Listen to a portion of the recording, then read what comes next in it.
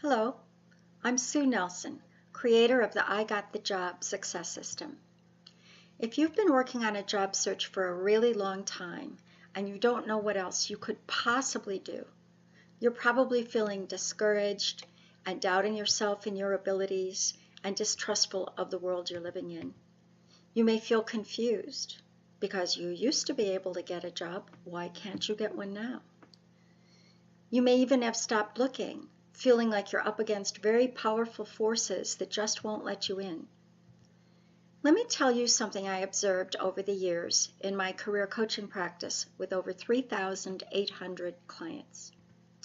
Sometimes I would meet somebody who had amazing experience. They were doing everything right. They were networking till the cows come home. They had so much experience. They had great resumes. They would get interviews, but they did not get job offers, and nobody could figure out what was going on. It was like this great mystery.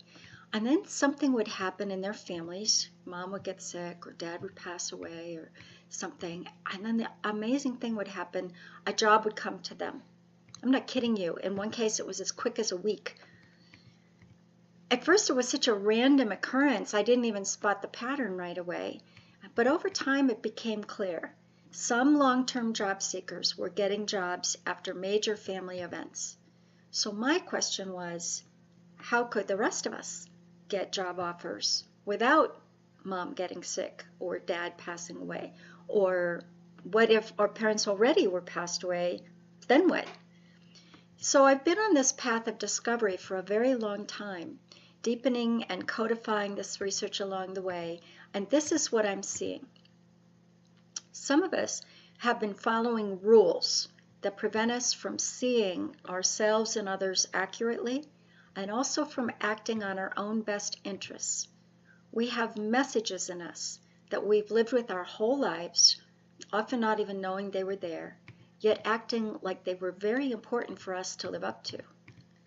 We have messages like, it's more important to be liked than to be of service or to do the right thing. Or we work for pay, not for the benefit of what we were doing or what we believe in. Or it's more important to be obedient, to do what's expected. Our yearnings either weren't important or were wrong, or we were selfish. We didn't know people would like us better if they knew who we really were, and that they would pay us well for our qualities and the quality we provide. We didn't know that self-respect is a need. I didn't realize until I was writing this that the people who helped me the most in my own job searches were the people who knew me. They knew my story, my needs, my aspirations. They knew me. It really works to find our messages and discard them if they're not serving us. That's how we get into the pattern that those successful clients got into, the ones who had the major family events. As so often happens when there are transitions in a family, like a parent getting ill, my clients saw their relationship rules change. They felt their family's love. They were open to receiving in ways they hadn't before. They were bringing people together.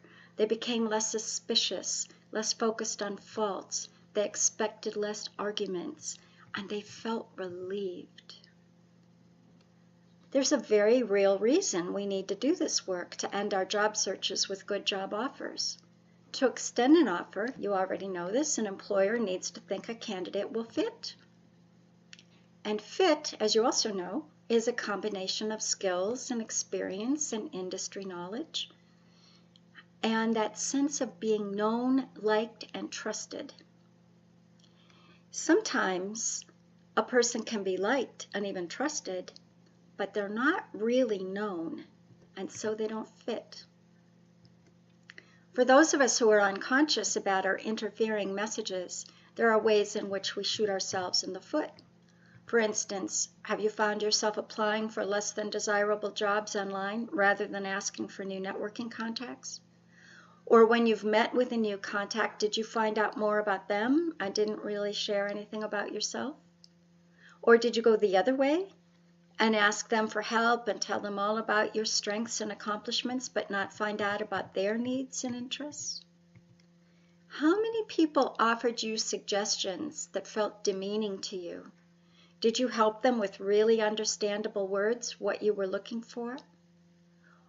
Were you so sure that anybody else who had the skills or wanted that job would get it and you wouldn't? And so you tried to convey your qualifications in a way that made you special, the only one in the world, so you'd feel secure? These are all ways we avoid connecting, showing who we really are, saying what our best talents really are, and showing that we really need a job. Some of the questions I just asked you are from my old ways of behaving. I know from personal experience that telling what's really going on with me, connecting with people I don't know well, can lead to anxiety. So in the I Got the Job success system, we work on how to say things that might make us vulnerable and yet are important for building the relationships that get us known and hired. This video, for instance, was scary for me to make at first until I heard myself thinking, oh, I'll scare people off with it, instead of remembering all the people who've said this work is important and terrific and really helpful. So check out my testimonials. And if you have good skills and experience and you want to work on the obstacles that hold you back, I'm confident that I can help you. And best of all, believe it or not, there's actually some fun in it. So as I said in my last video, even if you feel stuck or are beginning to lose hope, give me a call. You just might be surprised by what we can do together. When you call, we'll set up a free, no obligation conversation about how your search is working for you, what might stand in the way, and start a plan for how you can move your search forward. I want you to benefit from this research because your life and interests are worth bringing into the world. You'll make the world a better and richer place.